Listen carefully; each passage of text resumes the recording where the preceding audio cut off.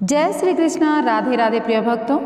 देवशयनी एकादशी के बाद भगवान श्री हरि यानी कि भगवान श्री विष्णु 4 मास के लिए शयन करते हैं, जिसे चातुर्मास कहा जाता है। इन 4 मास के उपरांत जिस दिन वे अपनी निद्रा से जागते हैं उसे देव उठनी एकादशी के नाम से जाना जाता है। यह दिन अपने आप में बहुत भाग्यशाली होता है। आषाढ़ मास के शुक्ल पक्ष की एकादशी को भगवान जी शयन करते हैं, उसे देवशयनी एकादशी कहा जाता है। भगवान जिस दिन इस चीर निद्रा का परित्याग कर जगते हैं उसे देव उत्थान एकादशी अर्थात देव उठनी या फिर प्रबोधनी एकादशी कहा जाता है। कार्तिक मास की शुक्ल पक्ष की एकादशी ही वह शुभ दिन होता है जब भगवान विष्णु जागते हैं। आइए जानते हैं देव उठनी एकादशी के व्रत, उसकी व्रत कथा एवं उसके महत्व के बारे में। देव उठनी एकादशी की व्रत कथा कुछ इस प्रकार है।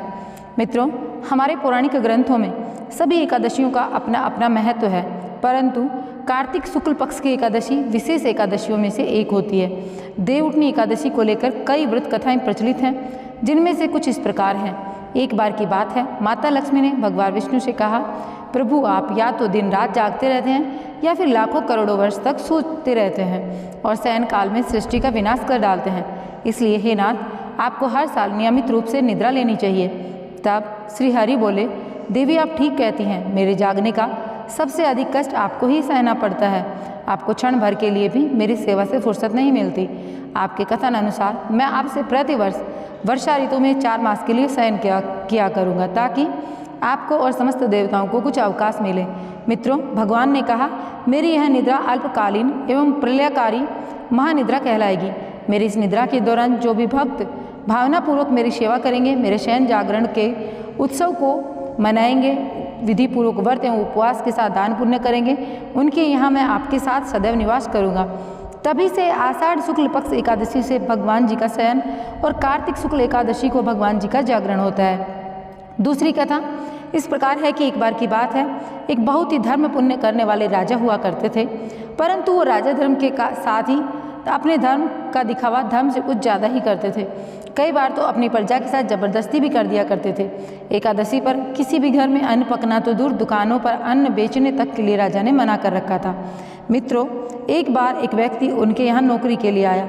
राजा ने उसके सामने शर्त रखी, वह जो भी खाने को देगा उसे उसी का आहार करना होगा।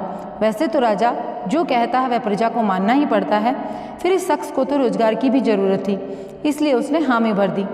अब वह मन लगाकर काम करता, राजा भी उसके काम से प्रभावित था, इसलिए उसे ठीक ठाक भोजन भी मिलता था। एक बार एकादशी के दिन की बात है, पूरे राज्य में अन्न ग्रहण न करने की घोषणा करवा दी गई थी। अब वह व्यक्ति कड़ा परिश्रम करता था, लेकिन वह भगवान विष्णु का भक्त था, पर उपवास उसके बस की बात न थी। एकादशी के दिन राजा ने उसे फलाहार रहने को कहा। उसने अन्न की मांग की।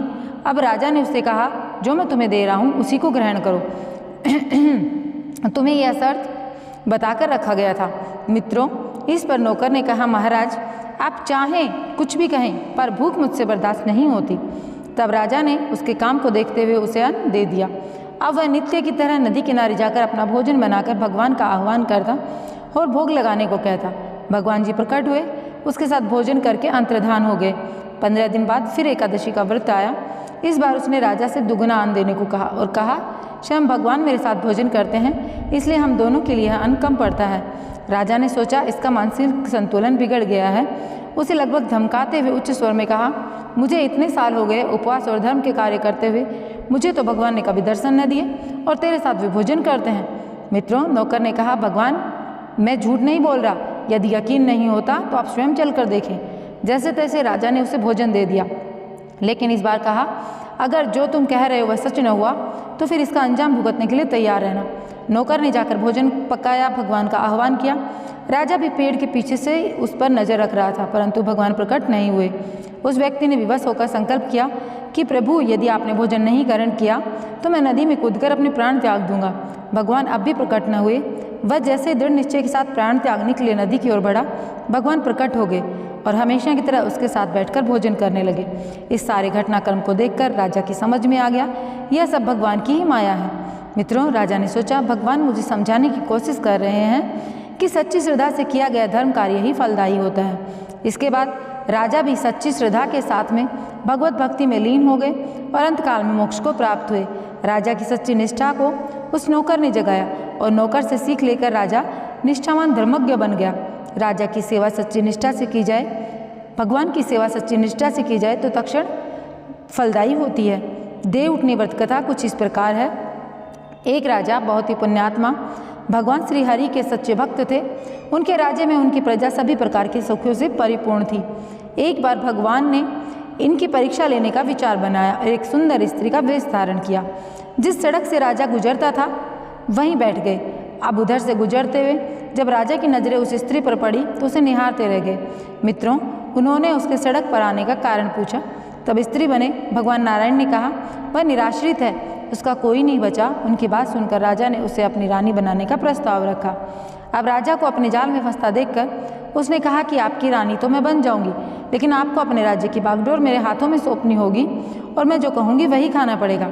रूप के आकर्षण में राजा की आंखें बंद हो चुकी थी और गर्दन थी वो हाँ में हिलती जा रही थी। राजा उसे अपने साथ राजमहल ले गए। संयोगवश अगले ही दिन एकादशी का व्रत था। एकादशी पर नई रानी ने आदेश दिया, जैसे रोज अन्न का व्यापार आहार होता है, एकादशी को भी वैसा ही हो। राजमहल में मांसाहारी भोजन बनवाकर राजा के सामने प्रस्तुत कर दिया।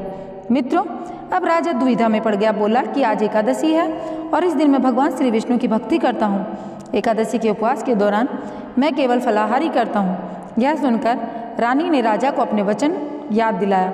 रानी ने कहा, मैं आपको सिर्फ एक शर्त पर ऐसा करने को दे सकती हूँ। शर्त है कि आज आप फलाहार करें, मैं नहीं रोकूंगी, पर उसके बदले में मुझे आपके बेटे का सर चाहिए। अब राजा के समक्ष बड़ी दुविधा थी। उसने कहा, मैं बड़ी रानी की सलाह लेने के बाद आपको कुछ कह पाऊंगा। अपने धर्म पर आन खड़े हुए इस संकट के बारे में जब राजा ने बड़ी रानी को बताया तो रानी ने कहा कि भगवान ने चाहा तो पुत्र और मिल जाएंगे, परंतु अपना धर्म भ्रष्ट कर लिया तो कहीं करने रहेंगे। रानी रोने लगी। तभी शिकार खेलकर लौटे राजकुमार ने अपनी माता से रोने का कारण पूछा। रानी ने सारा वृत्तांत बताया। पिता के धर्म की रक्षा के लिए लड़का भी अपने बलिदान के लिए तैयार हो गया। आप धर्म को लेकर परिवार की निष्ठा को देखते हुए भगवान श्री हरि भी वास्तविक रूप में आ गए और राजा से वर मांगने को कहा। राजा ने कहा, प्रभु आपका दिया सब कुछ है, बस हमारा उद्धार करें। तब अपने राजपाट की बागडोर पुत्र के हाथों में सौंपकर राजा भगवान श्री विष्णु के साथ बैकुंठ धाम प्रस्थान हो गए। देवउठनी एकादशी के दिन ही भगवान श्री हरि के शालिग्राम रूप का विवाह तुलसी के साथ किया जाता है। तुलसी को विष्णु प्रिया भी कहा जाता है। मान्यता है जब श्री हरि जागते हैं तो वे पहली प्रार्थना हरि वल्लभा तुलसी की ही सुनते हैं। दरअसल यहाँ तुलसी के माध्यम से श्री हरि का आह्वान किया जाता है। अपने जीवन को उल्लासमय बनाने और परमानंद की प्राप्ति के लिए तुलसी विवाह का आयोजन किया जाता है। जिन दंपतियों की कोई संतान नहीं होती अथवा नहीं है, उन्हें जीवन में एक बार तुलसी का विवाह करके कन्यादान अवश्य करना चाहिए। असल में तुलसी को जड़ रूप होने का श्राप मिला था, जिसके अलग अलग पौराणिक कथाएं मिलती हैं। इस एकादशी के दिन सूर्योदय से पूर्व उठकर सर्वप्रथम नित्य क्रिया से निवृत्त होकर स्नान आदि करके स्वच्छ हो लेना चाहिए। स्नान किसी पवित्र धार्मिक स्थल पर अगर हो सके तो करें, अन्यथा अपने घर के जो जल है उसी में आप गंगा जल अवश्य मिलाएं। स्नान आदि के पश्चात निर्जला व्रत का संकल्प लेकर भगवान विष्णु की पूजा आराधना करें। सूर्योदय के समय सूर्य को अर्घ्य देकर पूजन करें। तदुपरांत संध्या काल में शालिग्राम रूप में भगवान श्री हरि का पूजन करें और माता तुलसी का विवाह भी इसी दिन संपन्न करवाएं। तुलसी का विवाह एकादशी से लेकर पूर्णिमा तक किसी भी दिन कराया जा सकता है। ज़्यादातर लोग एकादशी और द्वादशी को ही भगवान शालिग्राम के साथ में माता तुलसी का विवाह कराते हैं। रात्रि में जागरण करना चाहिए। व्रत का पारण अगले दिन द्वादशी में ही एकादशी का पारण करना चाहिए। प्रातःकाल ब्राह्मण को भोजन कराएं एवं दान दक्षिणा देकर विदा करने के बाद ही पारण करें। शास्त्रों में व्रत का पारण तुलसी के पत्ते से भी करने का विधान है। नारायण सभी का नित्य कल्याण करें, सभी सदा खुश रहें और प्रसन्न रहें, सदा सत्संग करें, सदाचारी और शाकाहारी बने, सभी जीवों की रक्षा हो। इसी प्रार्थना के साथ में हम भगवान श्री हरि से यह प्रार्थना हमने की है।